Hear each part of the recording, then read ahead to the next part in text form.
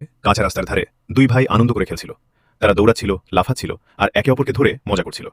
হঠাৎ তাদের সামনে দিয়ে দ্রুত গতিতে একটি গাড়ি চলে আসে। তারা কিছু বুঝে ওঠার আগেই দুর্ঘটনা ঘটে যায়।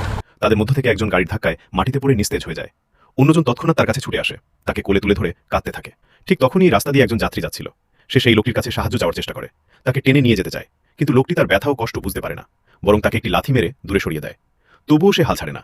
সে আবার তার নিস্তেজ ভাইটিকে কোলে তুলে নেয় এবং সর্বশক্তি দিয়ে দৌড়াতে শুরু করে। দৌড়াতে দৌড়াতে সে গ্রামের একটি হাসপাতালে পৌঁছে যায়। সেখানে গিয়ে সে তার ভাইটিকে ডাক্তারের সামনে তুলে ধরে।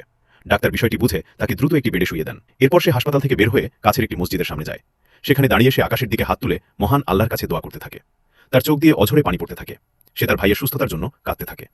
ঠিক তখনই সে পাশে একটি অসুস্থ মহিলাকে দেখতে পায়, যিনি ঠিকমতো হাঁটতে পারছিলেন না। সে দ্রুত এগিয়ে যায় এবং মহিলাটিকে ধরে সাহায্য করে। ধীরে ধীরে তাকে নিরাপদ জায়গায় পৌঁছে দেয়। এরপর সে একটি পানির বোতল থেকে পানি পান করে।